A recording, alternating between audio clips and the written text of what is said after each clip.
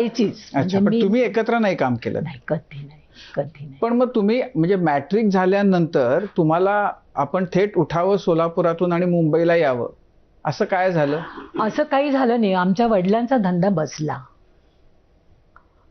आणि जरा आईकडे माझ्या दुर्लक्ष व्हायला लागलं त्यांचं.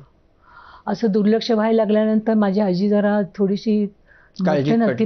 नाही, काळजीत पण पडली. आम्ही पण लहान होतो. मग माझी आजी म्हणाली की तिला जर तिथं इतका त्रास असेल तर मी माझ्या मुलीला घेऊन येते. मग माझी आई परत सोलापूरला आली. सोलापूरला आल्यानंतर आमच्या गाणगापूरला तुम्ही आता नावं पण ऐकली असतील बघा, पृथ्वीराज कपूर आणि सोहराब मोदी हे त्या काळात हो. नाटकं करायचे. बरोबर, हो. त्यांच्या नाटकात काम करणाऱ्या ज्या होत्या रोशन म्हणून, बर. त्या गाणगापूरच्या. बर. आणि त्या जेव्हा सोलापूरला आल्या माझी आजी म्हणाली आपण रोशनला जेवायला बोलूया ना. योग असतात म्हणते मी. मी 8वीत होते तेव्हा. जेवायला आम्हाला माझ्या आईला त्यांनी विचारलं, गुलशन, माझ्या आईचं नाव गुलशन, बच्चियों में कोई गाती है क्या तुम्हारे? तर माझे आजी म्हणाली की वो फैयाज है ना, वही गाती है थोडी सी. माझी बहीण अतिशय देखणी हो, खूप देखणी. अजून सायरा बानू किंवा साधनाचं अजून सिलेक्शन झालं नव्हतं मेरे महबूबसाठी. इतकी देखणी आहे माझी मोठी बहीण. तर आम्हाला दोघींना बघतच राहिल्या. ये गाती है, अच्छा ये. ती म्हणाली ती वो नहीं है, उसको किसी चीज़ की इसकी शौकीन नहीं है वो. दोनों बच्चियों को मैं लेके जाती हूँ बम्बई. मैं मेरे पहचान के मदन भैया है, मेरे पहचान के चिथलकर मेरे पहचान. तोपर्यंत मला सी रामचंद्रांचं आडनाव चिथलकर आहे मला माहीत, पण मला सी रामचंद्र म्हणजे कोणतरी साऊथ इंडियन डायरेक्टर असेल असं मला वाटायचं. आणि मग मला गाणं म्हणायला सांगितलं. एक गाणं पण म्हटलं मी त्यांच्यासमोर. मला म्हणाला की बहुत अच्छी आवाज में तासीर है इसकी. तासीर म्हणजे एक आकर्षून घ्यायचं जे आवाज असतो तसा हिचा आवाज आहे. पण मी 8वीत लेके जाती म्हणलं. आम्ही ना, मला नाही जायचं म्हटलं, मला शिकायचं आहे म्हटलं. आम्ही गेलो नाही.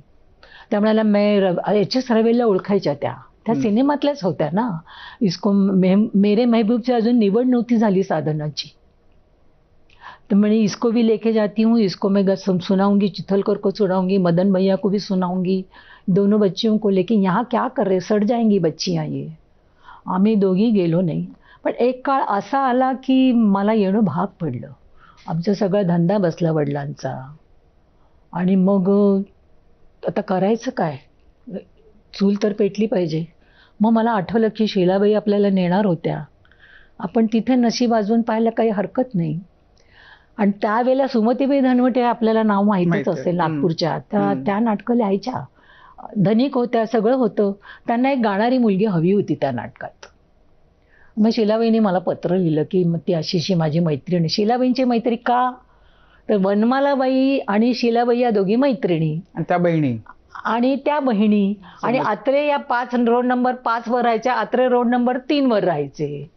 वनमालाबाई आल्या की हा मावशी फोन करायच्या आत्रे साहेबांना, वनमालाबाई आल्यात. आणि वनमालाबाई तेव्हा मथुऱ्यामध्ये त्यांनी ते सगळं संन्यास सगळा घेतला होता ना. असं मी पहिल्यांदा बघितलं वनमालाबाईंना. काय देखण्या होत्या हो. मी पण त्यांना भेटलो होतो. श्यामची आई सिनेमा ठीक आहे, पण अशा पण इतक्या सुंदर दिसायच्या. उंच निळ्या डोळ्यांच्या. निळे डोळे, कांती काय हो, केतकी वर्ण हो. आणि मग त्यांना आमच्या शीलाबाईंनी सांगितलं की सुमतीच्याच नाटकात काम करायला आली आहे ती, काम करणार आहे ती. मग सुमतीबाईंच्या नाटकात ठरलं माझं काम करणं. बाईंचं नाटक, म्युझिक प्रभाकर भालेकरचं, आणि त्याच्यामध्ये काम कृष्णकांत दळवी.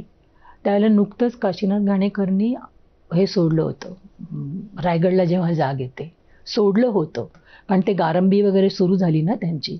मग त्यावेळेला